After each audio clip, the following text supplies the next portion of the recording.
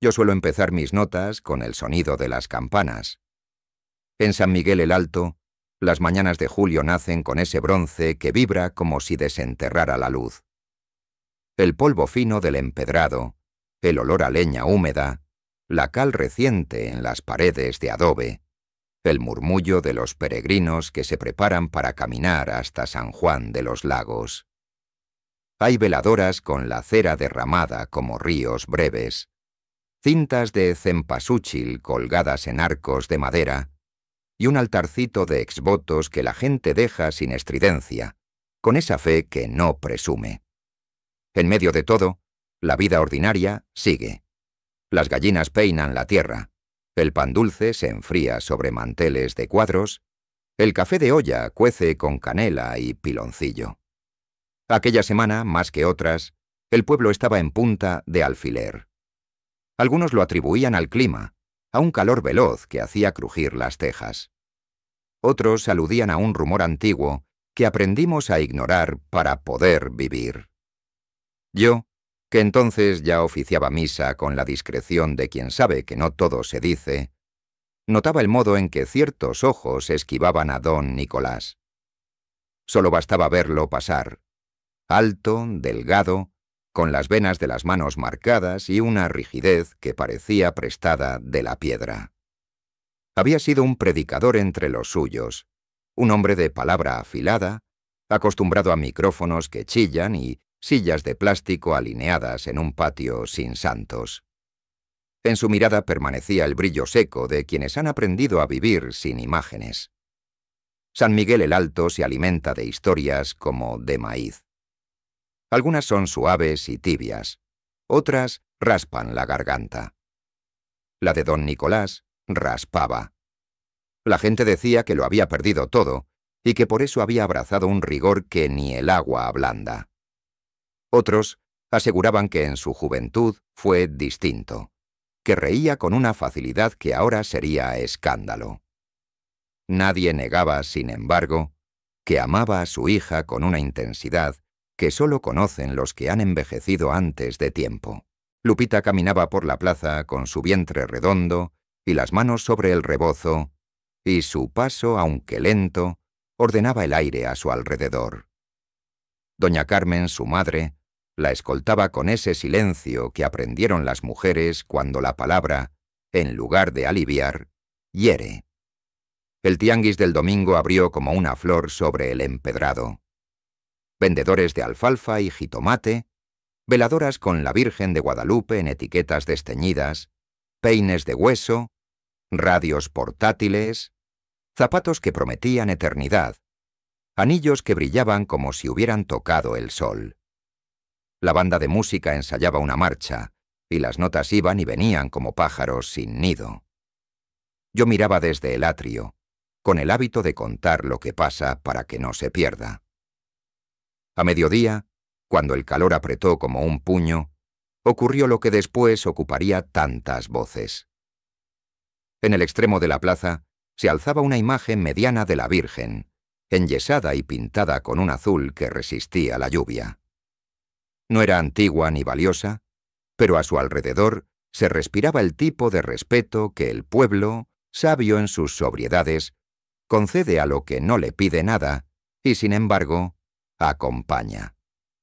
Don Nicolás se detuvo frente a esa imagen como quien enfrenta un espejo que no devuelve su rostro. Algunos dicen que estuvo un largo rato inmóvil, con los hombros tensos y la mandíbula hundida. Otros aseguran que el movimiento fue rápido, casi un impulso que no le dio tiempo de arrepentirse. Cuando el golpe sonó, no hubo gritos, solo un silencio que cortó en dos el día. La base de madera cedió.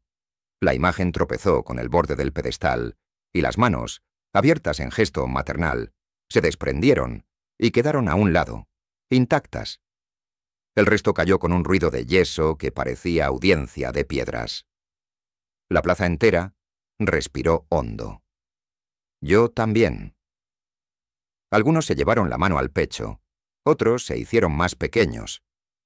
Hubo quien cruzó la calle con prisa inofensiva, como si el mundo hubiera recordado de pronto que era frágil. No tuve prisa por interpretar.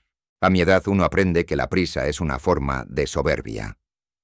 Los niños dejaron de jugar, las ancianas ordenaron sus rebozos, los comerciantes se miraron entre sí sin pactar nada. Don Nicolás recogió las manos desprendidas y las sostuvo como si pesaran más que el resto del cuerpo. Testigos aseguran que sus ojos no tenían rabia, sino una claridad obstinada, algo de fiebre y algo de cansancio. Nadie le tocó el hombro. Nadie dijo su nombre. La banda dejó el ensayo a la mitad y guardó los instrumentos con una parsimonia que parecía plegaria. La tarde fue una marea lenta. La noticia viajó antes que el sol. En las cocinas se habló suave, con frases que no terminaban. En el tianguis quedaron platos sin vender, y el panadero, que pocas veces altera su ruta, cerró temprano. Las veladoras bajo el arco de cal ardieron más juntas, como si buscaran calor. Algunos dijeron que lo que hizo don Nicolás era una afrenta. Otros, que era la confirmación de su fidelidad a una idea que no admite matices. Yo barrí el atrio y dejé que el polvo dibujara los mapas que el viento conoce. No supe, o no quise saber, en qué momento exacto llegó la noticia de Lupita. Fue como un cambio en la luz, algo apenas perceptible que, sin embargo, aprieta el corazón. Doña Carmen atravesó la calle con pasos cortos, el rebozo apretado a la altura del vientre que no era el suyo. Lupita había sentido un dolor distinto, un latido en falso, una sombra que subía desde la espalda. No soy médico, apenas entiendo de rezos, pero el miedo tiene una cadencia que cualquiera reconoce. El pueblo, sin decirlo, se recogió. Las gallinas se apartaron, los perros guardaron distancia, los niños reanudaron sus juegos con un fervor raro, como si supieran que la alegría también es incienso. Yo miré el cielo, que a esa hora se volvía de un azul que solo Jalisco entiende. El calor remitía, pero no el peso de las horas. Testigos aseguran que don Nicolás no volvió a la plaza esa tarde. Otros dicen que lo vieron cerca del portón de su casa, con las manos colgando, como si el cuerpo le hubiera quedado grande. La gente se asomaba discreta. Nadie quería pregunta alguna. El juicio, cuando llega sin ser llamado, siempre sale caro. En el atrio, don Eusebio, sacristán de manos firmes, acomodó las veladoras y movió un poco los exvotos, no por capricho, sino porque el orden es una forma de consuelo. El rezo de la tarde fue más hondo, menos vocal. Se elevó como sube el olor a café de olla cuando se destapa la olla a tiempo. Nadie pronunció nombres. El coro cantó sin sobresaltos, con esa disciplina mansa que sostiene las paredes. Yo pensé en los pies de los peregrinos que, en esos días, avanzan hacia San Juan de los Lagos con promesas que no necesitan testigos. Hay quien ofrece silencio, hay quien ofrece cansancio, hay quien ofrece una fotografía doblada en el bolsillo y la deja allá, junto a los milagros que cuelgan como testimonio en láminas pintadas.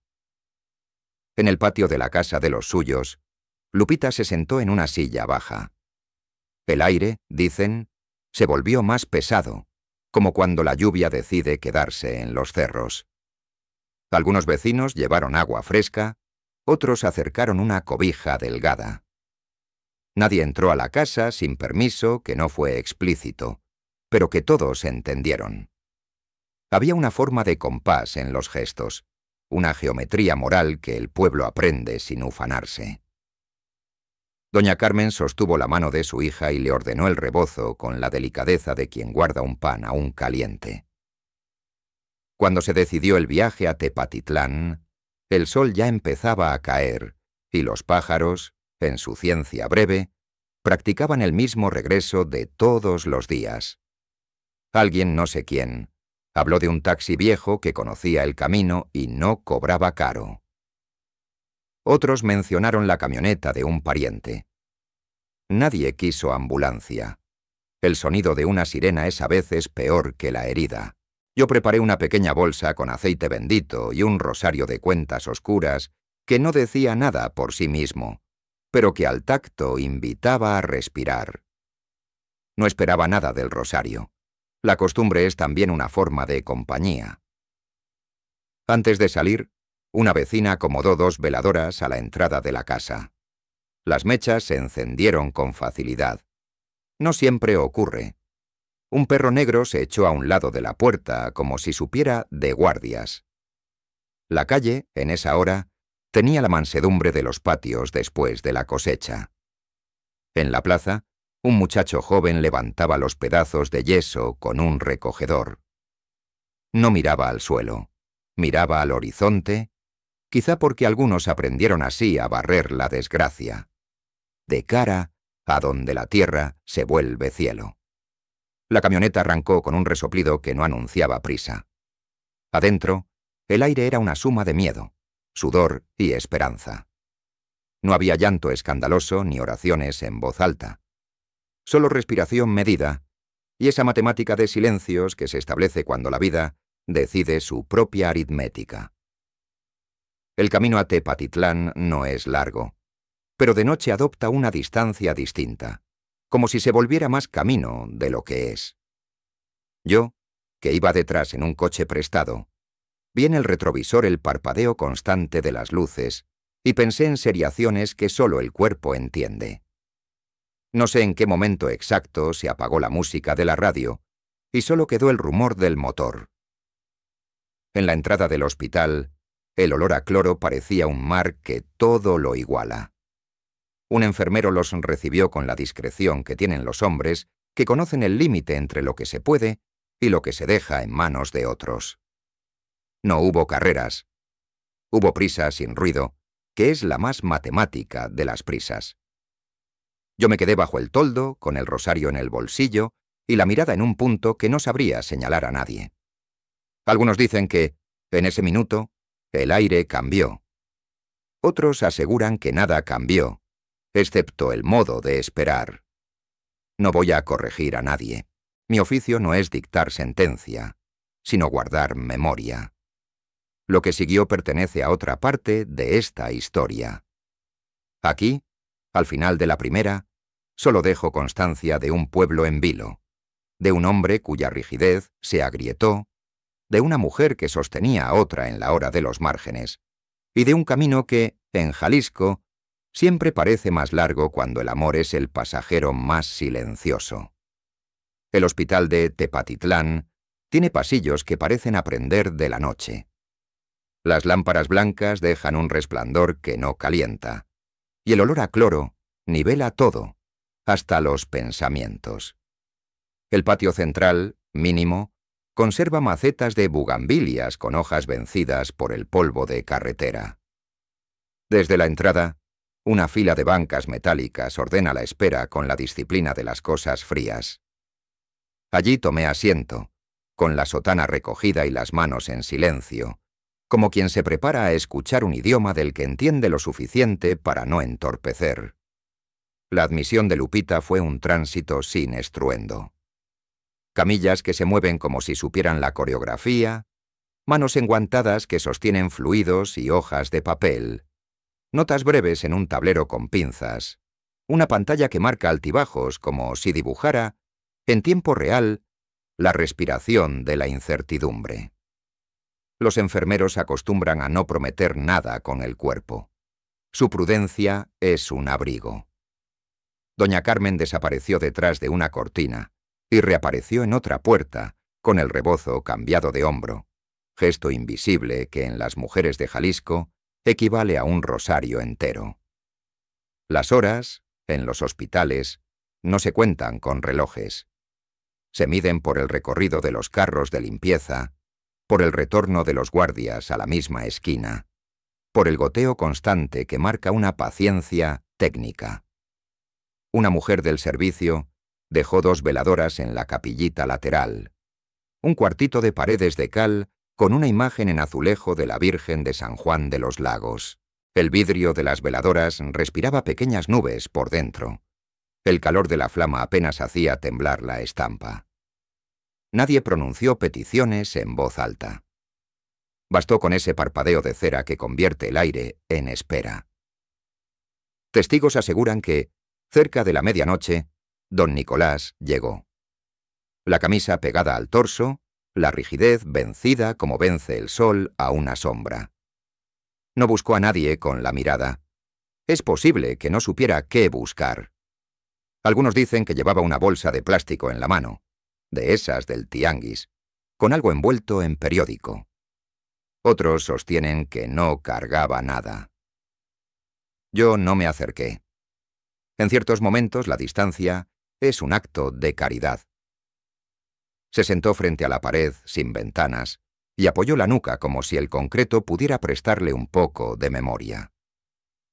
El pulso de la sala de urgencias es un animal sin rostro.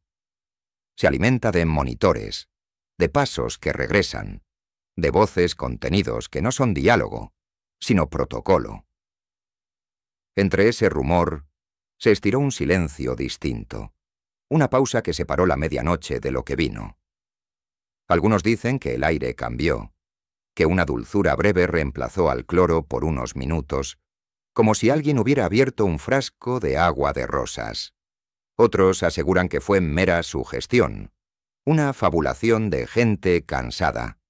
Yo, que no tengo ciencia para medir aromas, solo puedo dejar constancia de que varias cabezas se levantaron al mismo tiempo, como si escucharan un nombre conocido sin haberlo oído. La aparición, si se permite el término con toda la cautela que exige, no fue de luz, sino de costumbre. Una mujer mayor, pequeña, envuelta en un rebozo oscuro, caminó con la parsimonia de las que no necesitan la prisa para abrirse paso. No llevaba identificación visible. No parecía personal del hospital ni pariente de nadie. La vieron entrar por el acceso desde el patio, bordeó la capilla mínima, apoyó los dedos en el marco de la puerta y siguió hacia adentro con un andar que recordaba a las abuelas de las procesiones, esas que no hacen ruido y, sin embargo, mueven el compás de toda la fila. Nadie le preguntó nada. Nadie, al menos, con voz que dejara rastro. Algunos enfermeros la miraron con la serenidad de quien ya ha visto demasiadas excepciones para negarlas a primera vista. Pasó frente a mí con un perfume tenue que podría haber sido jabón de lavandería o pétalos guardados en una Biblia. Llevaba un rosario antiguo entre los dedos, cuentas oscuras pulidas por la repetición de manos.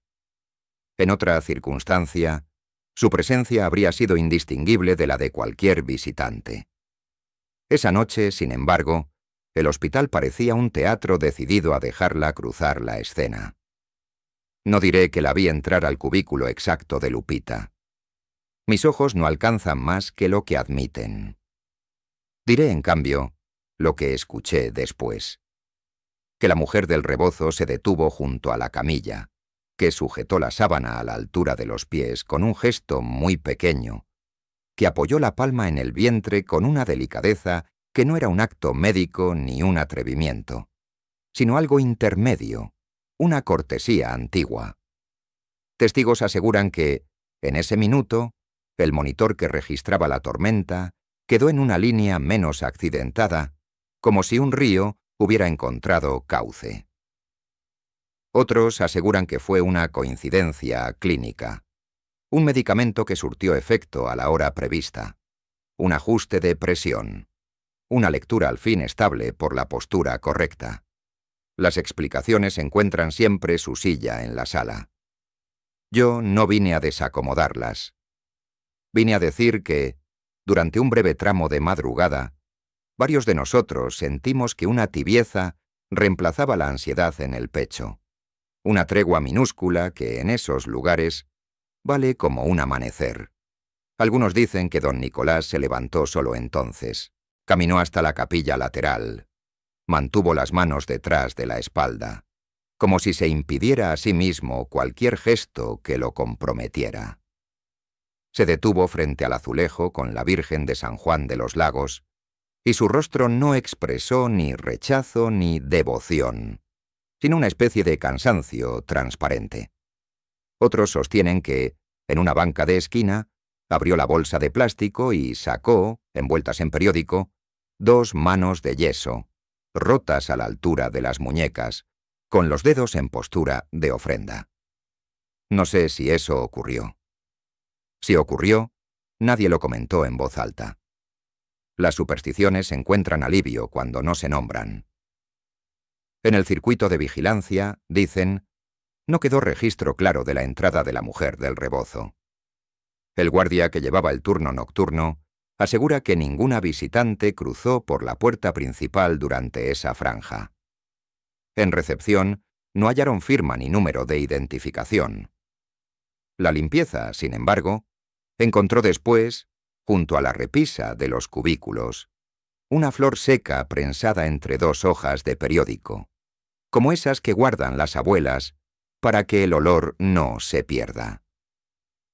Otros sostienen que no fue flor, sino un recorte de papel con una oración manuscrita y la palabra gracias, escrita sin acentos. El cambio en el estado de Lupita se anunció con austeridad médica. Un goteo reprogramado, una cifra que dejó de caer, una decisión de pasar de urgencias a observación. En la puerta, la luz se volvió menos dura. Doña Carmen respiró con el abdomen, ese modo sabio que se aprende en las cocinas cuando el caldo debe sostener el hervor sin rebalsar. Nadie celebró. El júbilo es una forma de fragilidad cuando todavía faltan pasos. El hospital amaneció como amanecen los pueblos, con vendedores de café tibio y pan de fábrica en la banqueta, con el canto aislado de un pájaro que confundió los árboles del estacionamiento con un pequeño monte. Yo recorrí la capilla de nuevo.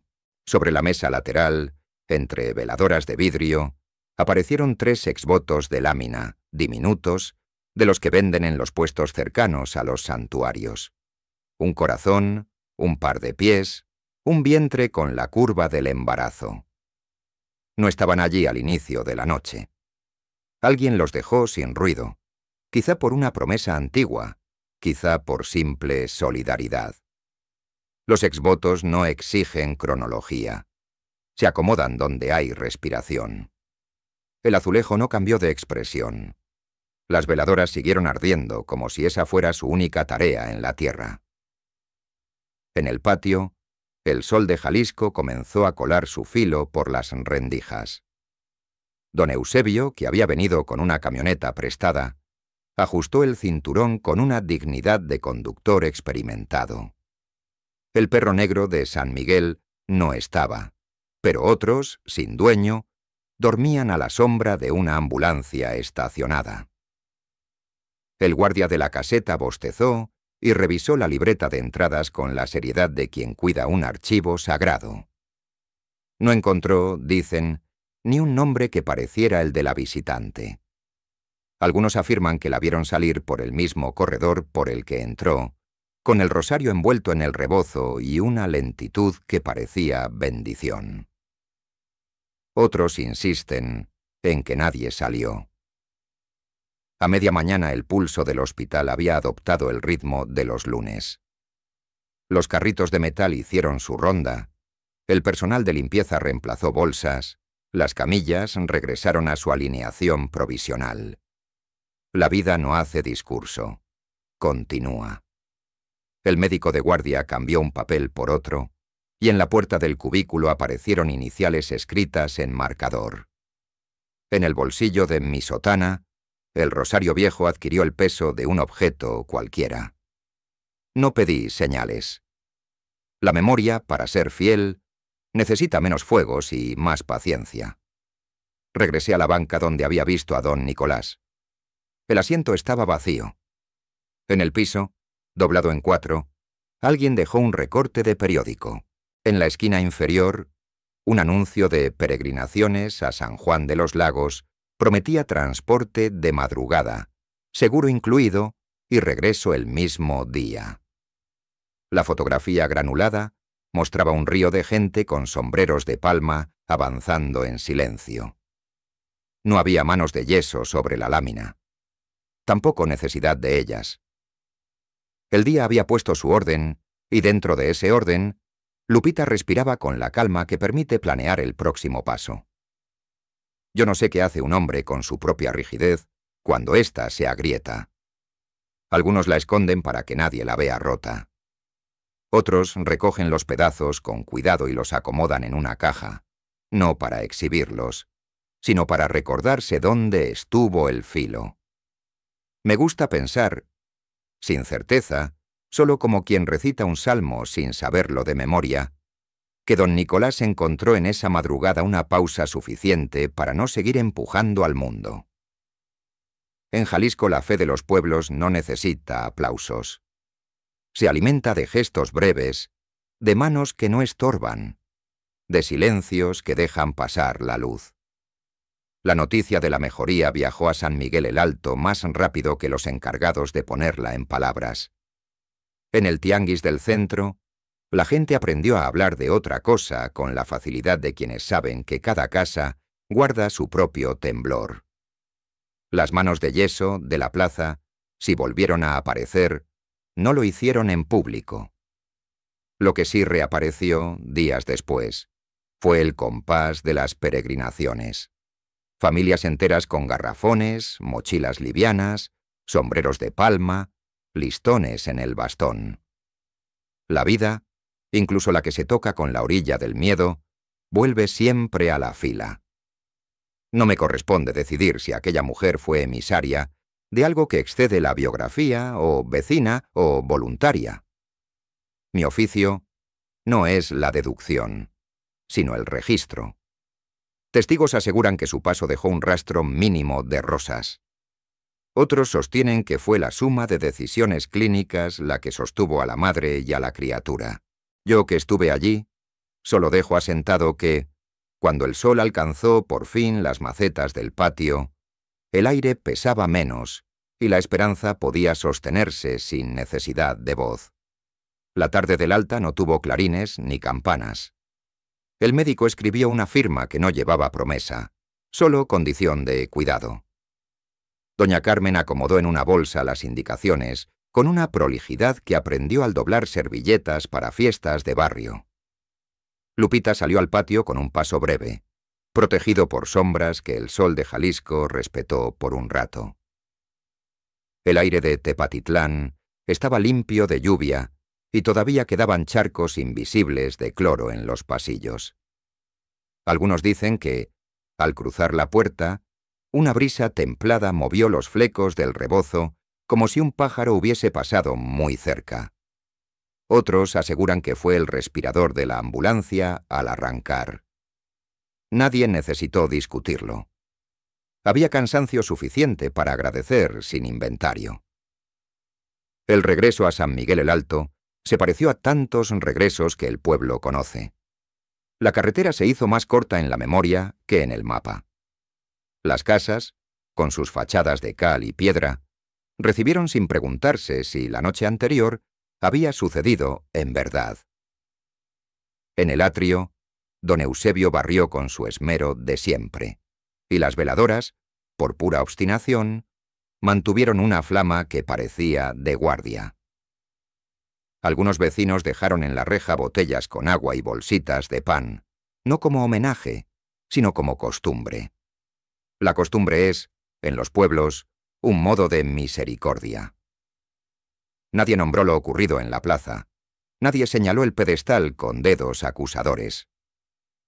El yeso ausente dejó un hueco menos escandaloso que la mirada pública. Lupita entró a su casa con ese gesto antiguo de quien pide permiso a la pared para apoyar la mano. La especie de silencio que se produce cuando el dolor se retira sin despedirse creó una cámara de aire en la sala. Doña Carmen ordenó las sábanas, ventiló el cuarto, espolvoreó con almidón un mantel heredado, preparó un caldo con fideos finos y epazote.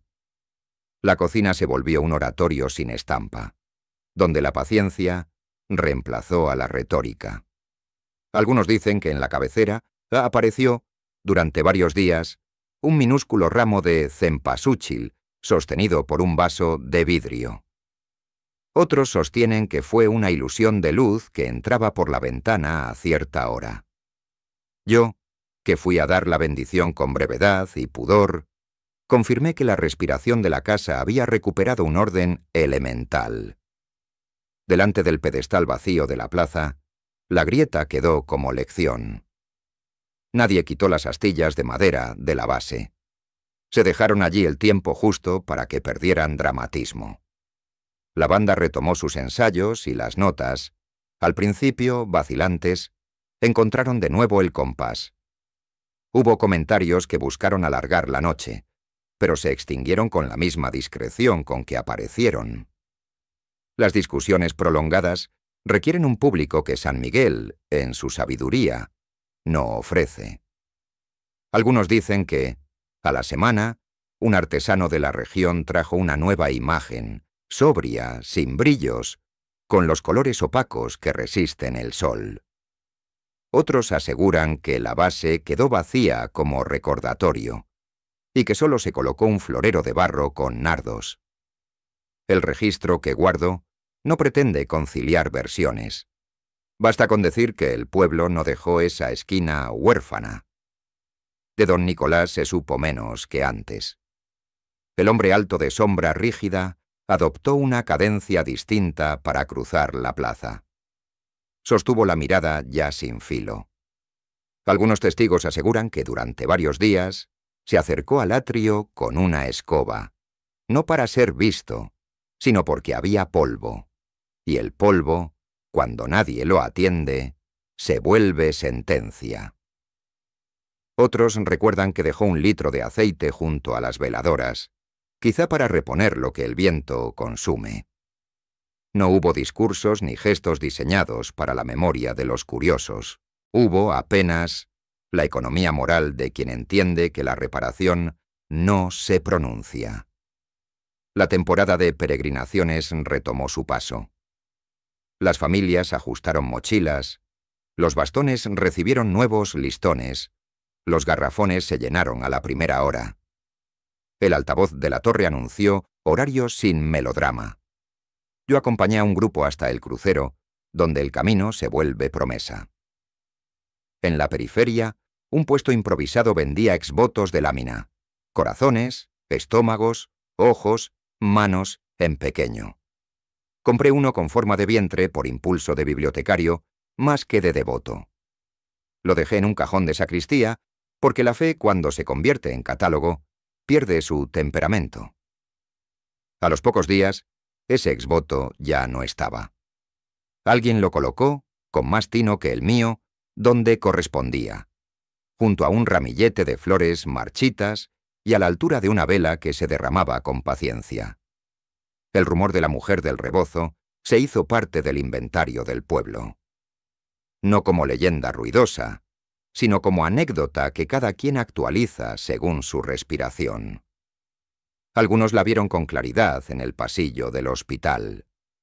Otros la imaginaron como una vecina antigua, tal vez de San Juan de los Lagos, que supo estar cuando el miedo se encarama en el pecho. En las cocinas, el tema regresó con la naturalidad con que vuelve el café de olla a la mesa. Había risas suaves de quienes, sin negar la ciencia, agradecen una tregua simbólica. Había prudencias de quienes prefieren el silencio a las conclusiones.